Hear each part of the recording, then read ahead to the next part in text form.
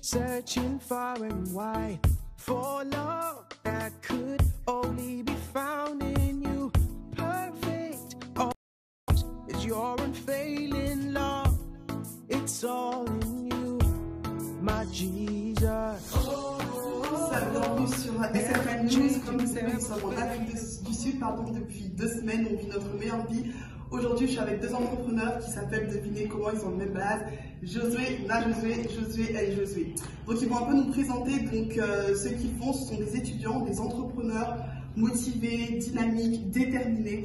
Donc dans un premier temps, je vais les laisser se présenter. Donc est-ce que vous pouvez vous présenter chacun votre tour? Je m'appelle Josue Kitoko, j'ai 23 ans et j'étudie à Centre ici, Varsity College, et j'étudie business.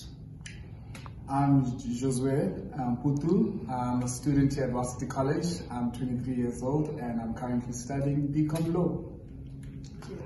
Est-ce que vous pouvez un peu nous parler de la vie ici, du coup, en tant qu'étudiant? Comment vous vous sentez dans votre école? Est-ce que l'école, du coup, vous êtes dans tout ce qui est business, dans tout ce qui est entrepreneuriat? Bon, je préfère parler en anglais, c'est plus facile. So, here it is a good varsity. We do adapt very well. I do personally adapt very well. Coming from Mozambique into South Africa, it's been quite a transition, but it's been very well. The education is quite good depending on what you study, because here in South Africa you must know what to study to get a good job. So besides that, I'm in good spirits. I have good surroundings, good business plans, good environments, and I'm pretty sure everything can go well if I plan it very well. Well, for me, talking about transition, obviously I came here when I was a child in South Africa, so I've kind of like get to know the people of the country, and I got raised up with those South African children. So in terms of the environment, it's a pretty good environment. I don't feel like my life is in any danger as a student as well. And also, obviously as a foreigner, obviously in a different country, I don't feel like my life is in any danger. And also in terms of student life, I think, like you mentioned, you need to know what to study if you want to have a good job. And besides just knowing what you need to study, you need to know where to study it, because I feel like Varsity College provides you with a lot of connections when you graduate. So what they do here is they basically go outside on your behalf to businesses, companies, and tell them, look here, we want you to employ our students, and this is how much you're going to get for that. So that's why I also chose Varsity College, because of the connections it comes with as well. It's a private institution, meaning businesses have shares in this college right here. So it's a pretty good place to study, and yeah. Et quelles sont vos ambitions? Qu'est-ce que vous souhaitez devenir plus tard? Well, I do have a plan to start my own business, and I have actually initiated that with my friend. We started a fragrance company, and we're about to launch it this year in about a month or so. And that's just a mindset that you adapt once you are in an environment where it's business mentality. You don't have to be a businessman to start a business. He's a law student, but he's doing business. Do you understand? So your environment does help you. And my own personal ambition is just to own my own business and do business here in South Africa, do business in Mozambique, and as well as in Congo. So I do have pretty good ambitions to see what I can do. I think it's also all about the connections as well, because like a place like this, like a student environment like this, you have a lot of parents sending their children. You never know whose child you're talking to, what his father does, who his father knows. And especially at a private college like this, you find a lot of like CEOs, like big children and like big people sending their children here. So you get also make connections, so you get to start your business. You can easily have a easy way to start your business, or you can have funding basically. So yeah, I'm very ambitious as well. I do plan on just obviously starting my own business. Well, it's already initiated, like Joshua mentioned as well. It's a cologne fragrance business. And besides that, I have a YouTube channel as well. I do see it going from YouTube to TV one day. Et pourquoi vous avez choisi de faire ce business-là, par exemple dans le parfum, dans ce domaine-là? Pourquoi? Parce que est-ce que c'est pour répondre à une demande, parce qu'on sait que les entrepreneurs répondent à une demande, ou est-ce que c'est juste votre passion? Why we decided to do that is because, first of all, people like us. Like people like us, that's one. And we are loved. It's honest truth. We are loved by a lot of people. And besides that, our name is, and people really like our name Josue.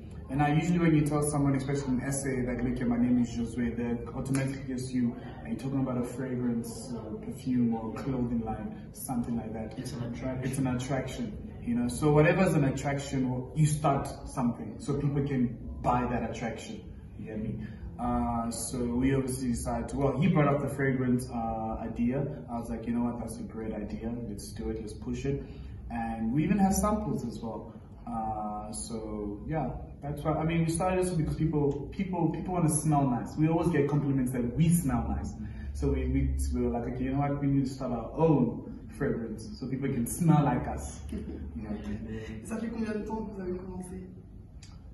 About 2 months. 2 months. So it took us. We had to do research first. So that research took us from the beginning of the year. After New Year's, we both called each other and we're like, we have to do something to impact 2020 differently than 2019. So when we spoke over the phone, we were like, okay, manufacturing for about a month, and then from there we came up with samples and people actually really liked it. Comment vous avez fait pour trouver les ingrédients, vous êtes parti dans des entreprises, comment vous avez fait pour trouver ces contacts-là? Est-ce que ça a été facile, difficile, ça a pris du temps? Well, it took time. It took time because you must know what you're doing, and you must sell a product that's in. It can be in the market, but what is different about yours? Do you understand? So we came up with 4 different smells: 2 female, 2 male. One is, we have a black one, red one, pink one, and a clear one. So we try to impact diversity within your smell. You don't have to show people or walk past people and they know you smell good. You yourself have to have the confidence that you smell good. So that's what we're trying to do. Ok. Pour revenir un peu sur sur ce qui se passe en Afrique du Sud par rapport à ce que nous on voit dans les médias à Paris, la xénophobie. Comment vous, en tant qu'étudiant d'origine congolaise vivant en Afrique du Sud, est-ce que vous avez été victime de xénophobie? Ou est-ce que vous avez lutté contre ceci? In terms of xenophobic, like you said, you guys in France, you see it's affecting us, the students. I would say it also depends on like the location, because it's not the entire South Africa. Xenophobic is happening at a specific remote location. So, e.g., like Hillbrow. Hillbrow is in Johannesburg. That's the south of Johannesburg, right? The south of Johannesburg. Right now, we're in the north of Johannesburg, and you will never find xenophobic attacks in the north of Johannesburg, because in every country you find different people in different areas. So I would say in this area right here, 4 ways, other neighboring areas, you find a lot of kind people, people that work hard, people that know that I cannot blame someone because I don't have a job. I need to work, do you understand? So therefore, that's why it's the case. But now if you move a bit to the south of Johannesburg, you'll find a lot of people that are lazy and now complaining that, hey, someone else is taking my job. Hence, they start attacking the foreigners, obviously, the ones that are taking their job. Are we affected? Am I affected personally? I'm not affected that much to it, but obviously it hurts me that my people or people from other countries being hurt. Students can't go to school because most of the students also take taxis to go to school, and the hub of taking a taxi in Johannesburg is empty. And also that's where most of the attacks also kind of happened, to say.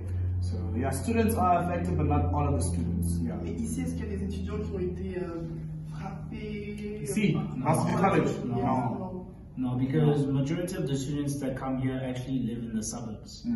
So it just depends where you live or where you're going to on a daily basis. Like for me, he lives in the north, I live in the east end. So the north and the east end are not that different from each other.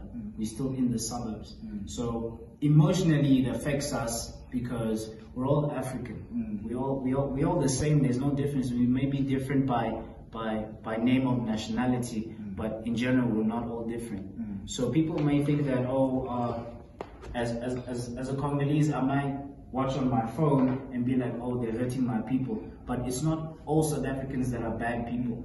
You understand? It's just a group of people that have a mindset to negatively impact the population. True. So It depends. Afrique du Sud, parce que c'est vrai que parfois en Europe, en fait, on a une autre vision de l'Afrique. En fait, on pense qu'en Afrique, il n'y a pas d'eau, il n'y a pas de route, il n'y a pas de maison. Aujourd'hui, il y a de plus en plus de jeunes qui ont ce désir de revenir en Afrique, que ce soit dans leur pays d'origine, ou peut-être pour le Congo. Et du coup, comment ça se passe la vie ici en fait? Dites aux jeunes qui nous regarderont que c'est normal l'Afrique, qu'il n'y a rien d'envie à l'Europe. Comment ça se passe ici? We have fun. There's a lot of fun. Yeah, we have fun. There's a lot of fun. There's life here in Africa, in South Africa. I don't know, obviously this is for people that are in Europe are going to see this. South Africa is a beautiful country. I think it's the most diverse country. Besides America, because I feel like in America you get Asian American, you get everything. But in terms of other places, South Africa is like the most diverse country you'll find in terms of a lot of foreign nationals coming into South Africa, you know, and it's a safe country. Don't watch too much the news, guys. Too much propaganda. They're trying to make Africa look bad. Africa is actually growing, specifically South Africa. South Africa is actually growing. I mean, I'm sure she has showed you guys like the buildings, there's infrastructure, there's proper roads, stuff like that. You can go out at night, have fun, enjoy, you know, good time with your boys or your girls, you know. So South Africa is it's a progressive country. You know, we're not there yet, but it's progressive. I'm saying we because I feel like I'm also kind of like a part of it. You know, so. There's water, there's entertainment. We have the cleanest water actually in the world, according to WHO. That's the World Health Organization, UN. We have the cleanest water in the world. You just know what you want to do when you come here. It's not about what you see and then you depict it as in that's how it is. And animals are not walking on the streets. Yeah, we don't have lions, giraffes. We know them by name. They know us by name. No, they at the zoo or at where? Yeah, enclosures. Exactly. You know, but they don't walk on the like people assume. Oh, they're in Africa. You know, Africa. We got animals walking on the streets. You got dogs. Like so everyone. Africa is best. It's best than Europe. It's different. I feel like in future, yes, Africa one day will be. There's a lot about this place that people neglect. But there's a very beautiful, like a very beautiful symbol about Africa. It's just that people don't take the time to actually explore it. You might not go home. Africa is a beautiful continent. It's going to be bigger than Europe one day. Europe, you can see already, it's falling apart. They're already complaining that one person is leaving the association, the British. Africa, when we get together, it will be big. Okay.